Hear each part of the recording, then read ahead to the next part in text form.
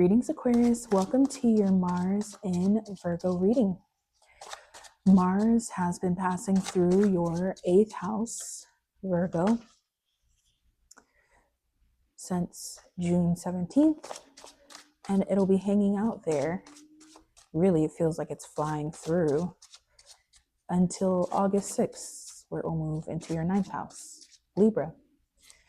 So the Six of Swords is healing, mental healing through possibly the separation of something, separation from something. And this could just be you accepting the weird, intense feelings that people have about you, or the feelings that you have about situations, but actively working to take space away from it so that it doesn't drive you insane. The 8th house is a place of self-destruction, addiction, really, really bad decisions. It could be, or this, this obsession with power and authority and being in control. And that feels good until it doesn't, until you're alone, until you realize that you've created a box for yourself. So the Six of Swords as the first card out is good because it's, even if it seems underground or like people don't really know, you do have the success that you're able to feel really deeply, even if it's not as external as you would like for it to be. But it's coming. And the Capricorn card, it speaks to the discipline needed through moments where, one, you feel like you're working and all you're doing is working, which is Virgo energy, but also when like it just feels like nothing at all is happening. And why am I even doing this in the first place? It's like you let yourself, with this Capricorn energy here, you let yourself feel all of those feelings, but you most definitely do not make decisions from that place. You make decisions based off of this long-term plan and commitment that you've made. You stay in line, in focus, and you let your intensity, you channel that intensity of feeling towards the strength that you need to have to sustain whatever it is that is pulling on you so hard, that makes you want to blow up, or it makes you want to, say that you deserve more than you're getting right now, when really you just need to give things time. It keeps you from, ending things that, again, really just need some time. People are just tired, they're busy, they're just not on your frequency yet. But that doesn't mean they're not there. They're absolutely there. And, it all could really also be you. It could be you and your approach and your need to kind of, weave things together, especially with, the sun in Capricorn. It's really showing you how to connect here, and it's really helpful, but it's also a little bit hard on you. Staying strong through all of that is really the theme of Mars and Virgo for you, because again, it's easy to blow up. It's easy to let this power hungry 8th house pull and drive that you have, make you act up. And it's like, no, it's just, it's a quiet power. It's a quiet power, but the power is there. It's not something you have to scream and shout about and say, I'm the one who has this, I'm the one. If this season, or this transit for you is really cool, because it shows you it's an emotional mirror to how you really feel about yourself. So the way that you know, you could get mad at people for, you know, making you feel like you don't have some power, is very real. You know, you could feel taken for granted uh, by people, and let that be the full reflection of how you really feel about things that are inherently yours, right? So this transit teaches you, and it helps you kind of rewire your instinct to actually be the one in this place of authority within the opportunities, the relationships that you have, because it's only you who lets the external make you feel like you don't have what you have. I hope that makes sense, because I'm like, I see it so clearly for you guys, but it's like, I think the Four of Wands illustrates it beautifully. It's like, do you look at the Four of Wands and say, wow, I need to go attract more of those experiences, or, you know, I need to become something so that I can have those experiences? Or do you look at the Four of Wands and see your life as that right now? Like, it's a great exercise to really figure out, where are you at? Because if you feel this, it's really easy to go through anything at this time. Really, even people who take you for granted, it's easy because you feel this abundant energy within. You know how to create it within consistently within your life. If you look at this and it feels like something outside of you that you've never had, or, you know, like you're missing something, it's not that you're not missing anything, and that's not hard. You know, the way that the tough realities, the real realities of this can also pull you under is also very real. But fundamentally, there is a part of you that, you know, if you don't automatically feel this abundance, this transit is really powerful for you, because it shows you how it's you. It shows you how you can have all the power. You can have manifested everything, right? Look at that. But if you don't actually know how to wield that power, if you don't know how to enjoy having that power, um, that's the work.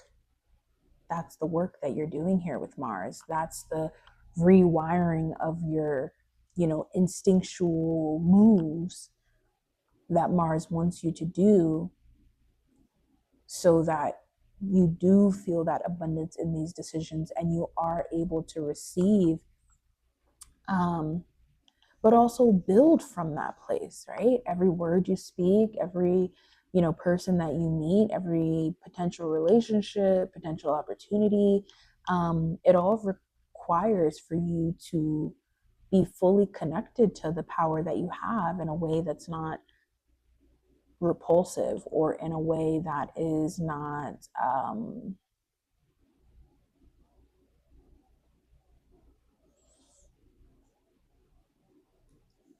loud even. Again, this house is, it's a very quiet winter. You know, it's very emotional, the abundance that you can create, that you can have,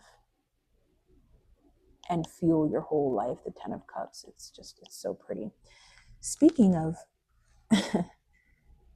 emotional bliss and satisfaction, let's talk about love, because yeah, the Ten of Cups is here on the table, and it can definitely be quite a, you know, a sexy time for you in your romantic relationships or dating. If you are dating, this could be a time where you could pick up bad investments. The eighth house feels like things that are only revealed, you know, over time, but the intensity of the feeling in the moment makes you either overlook all of those things, the Nine of Wands, or um, you know, accept a situation that's actually really, really not abundant. Yeah.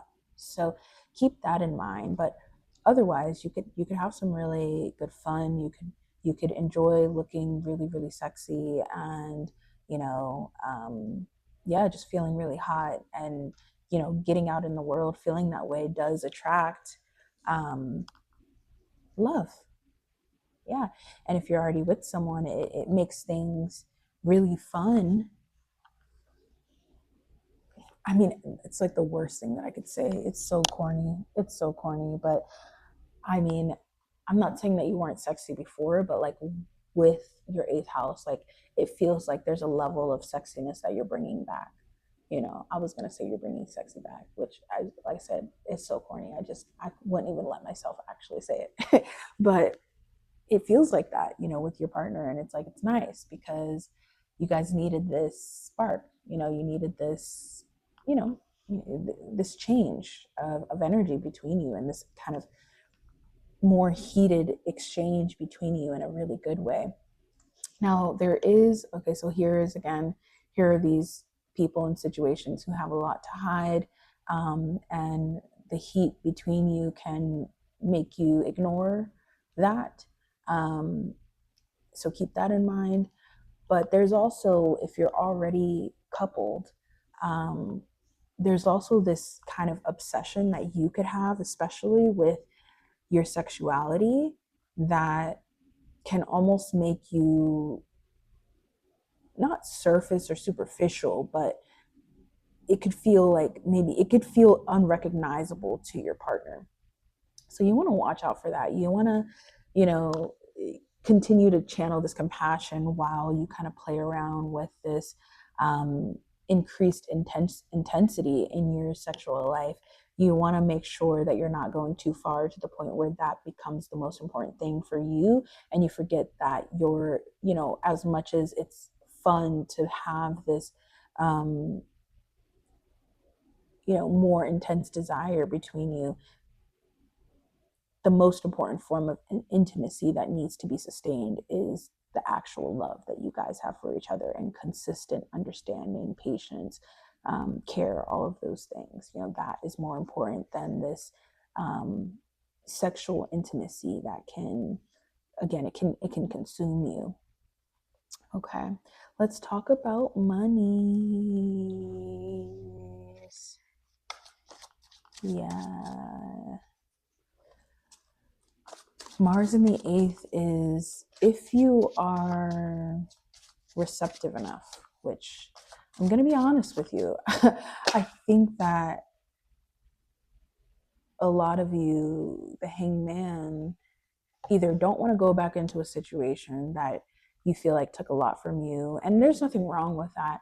But I do think that, like, this eighth house energy it's just so resilient emotionally, not because it needs to go through pain, but because it really wants something. It wants something so badly that it can really, like, it can go through truly the worst of things to get it. Not that you should, but like sometimes that is required. So I think that some of you don't have to be manipulative, but you could just let yourself want the things as badly as you want them. And that's going to make sure that you go after it truly. Yeah.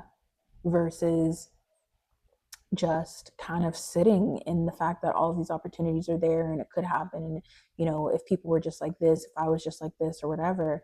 And it's like, really, there's just so much opportunity to the point where it's like, it's stressful. It's like, which way to go?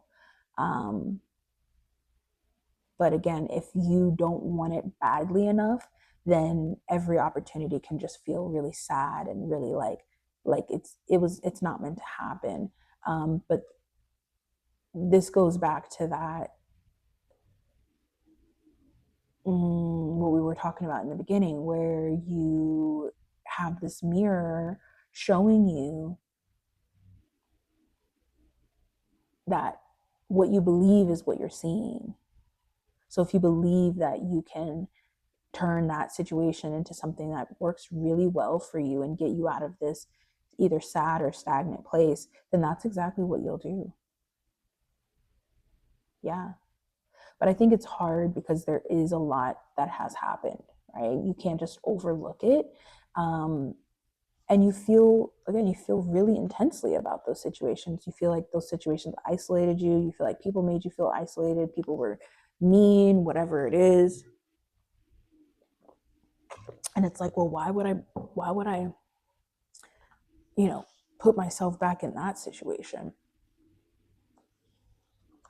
Why would I make myself vulnerable to that again? Well,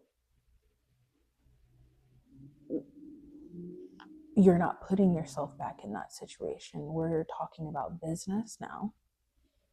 You're not making yourself vulnerable to that situation. We're talking about business now. When you have a business objective, when you have a financial objective,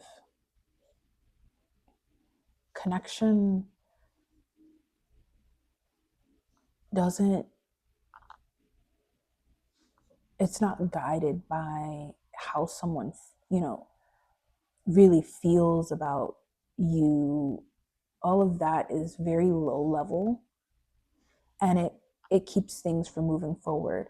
The financial objective has to be bigger than everything that has happened. It has to be bigger than how you feel about those situations.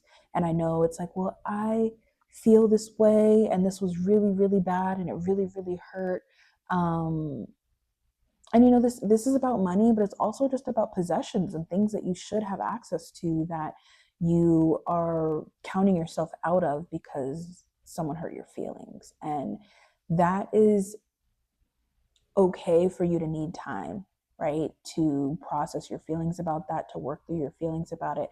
But Mars in the 8th house these are things that are yours. You're not wanting these things because you just want it. You want it because you're supposed to have it, right? Especially financially, you're supposed to have it. But the way to these opportunities, it feels like you have to navigate these really complex situations where things were heavier than you feel like they should have been. Things were darker than you feel like they should have been. And it's easy for you to kind of only move from that place, but you don't have to. You can just zone in on the financial opportunity within that thing and reset, but also connect really intensely, but also be really delicate with everything because you understand that you understand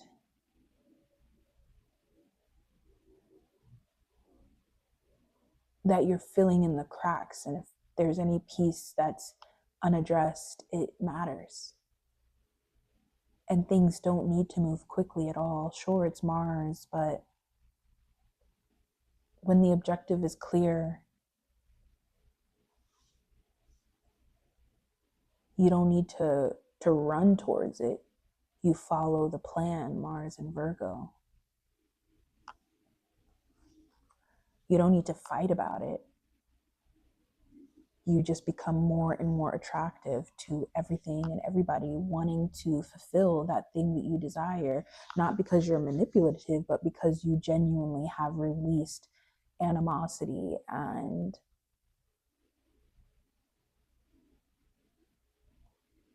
it's not about power just to have power. It feels like something that, again, belongs to you.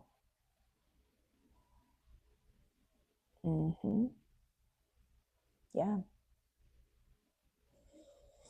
It's intense. This was an intense reading. I know it's like 8th house. It's like, oh, it's intense, but no, really, that your energy right now is like, it's there and it's good, but I'm not going to sugarcoat it. Like, this is a tough transit. It's complicated, it's delicate, it's overwhelming. Um, but it also, can be the thing that gets you to exactly where you want to be if you work it properly. If you let the feelings be what they are and you focus on what you want. what you truly want. Feelings can be there. They can be as truthful as you feel they are.